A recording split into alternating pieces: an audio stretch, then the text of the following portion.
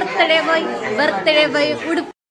Hello, ഇന്ന് ഞങ്ങളുടെ ഇരട്ടക്കുട്ടന്മാരുടെ birthday ആണ്. ഇരട്ടകളാണെങ്കിലും പരട്ടയാണ് സ്വഭാവം. എന്നാലും ഞങ്ങളുടെ ചങ്കാണ്, ചങ്കെടുപ്പാണ്.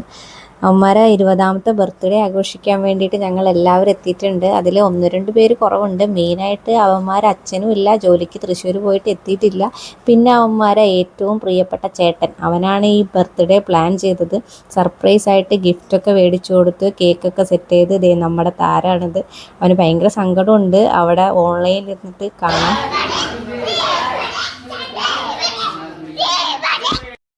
കേക്ക് കട്ട് ചെയ്യുന്നതിന് മുന്നേ ഒരു ആഹ്ലാദ പ്രകടനം അത് നിർബന്ധമാണ്. അങ്ങനെ ഞങ്ങൾ കേക്കൊക്കെ കട്ട് ചെയ്ത് നല്ല അടിപൊളി വെറൈറ്റി കേക്കായിരുന്നു.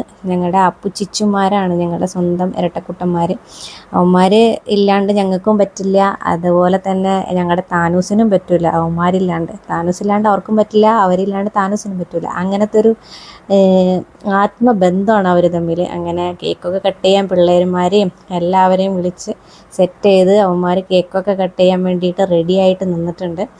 അങ്ങനെ 2 പേരെ എടുത്ത് കേക്ക് കട്ട് ചെയ്യാൻ പറ്റൂല എന്ന് മനസ്സിലായപ്പോൾ അവന്മാരെല്ലാവരെയും സൈഡിൽ പിടിച്ച് നിർത്തി. അങ്ങനെ അവരെല്ലാവരും കൂടി കേക്ക് കട്ട് ചെയ്യാണ്.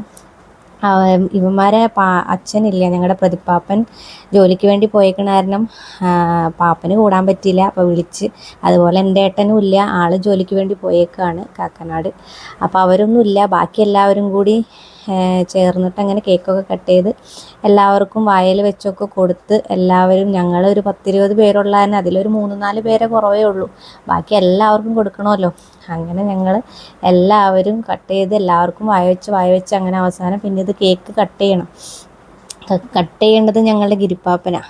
അപ്പോൾ ഗിരിപ്പാപ്പനും മേമയും അമ്പാടിയും അമ്മൊന്നും ആ സമയത്ത് ഉണ്ടായിരുന്നില്ല. അവർ വേറെ എവിടെ പോയിട്ട് എത്താൻ പറ്റൂല, വൈകുമെന്ന് പറഞ്ഞ കാരണം പിന്നെ അവരൊന്നും ഉണ്ടായില്ല. അങ്ങനെ പിന്നെ ആ ദൗത്യം ഞാൻ ഏറ്റെടുത്ത് ഈ കേക്ക് കട്ട് ചെയ്ത് 20 പേർക്കും കൊടുക്കണമല്ലോ. അപ്പം അങ്ങനെ ഞങ്ങളെല്ലാവരും കൂടി കേക്കൊക്കെ കഴിച്ച് കഴിഞ്ഞിട്ട് പിന്നെ ബാക്കി പീസെല്ലാനും കുഞ്ഞു പീസാക്കിയിട്ട് കട്ട് ചെയ്യണം.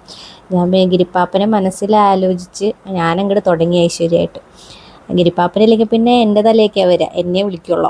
അങ്ങനെ പിന്നെ ഞാൻ കട്ട് ചെയ്ത് കുഞ്ഞു പീസാക്കിയിട്ട് എല്ലാവർക്കും കിട്ടണ രീതിയിൽ സമാധാനത്തോടെ കേക്കൊക്കെ കട്ട് ചെയ്ത്, ഞാനിത് പറഞ്ഞെടുത്തതാണെന്ന് ആരും വിചാരിക്കരുത് കേട്ടോ.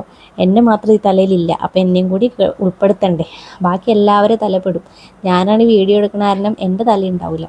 അങ്ങനെ നേരത്തെ തുള്ളിക്കളിച്ച ആൾക്കാർ ഇപ്പോൾ എന്തെങ്കിലും ഒരു കാരണം കണ്ട് തല്ലുപിടിക്കാൻ തുടങ്ങിയിട്ടുണ്ട്. അപ്പം ഞങ്ങൾ പോട്ടെ. Okay, bye.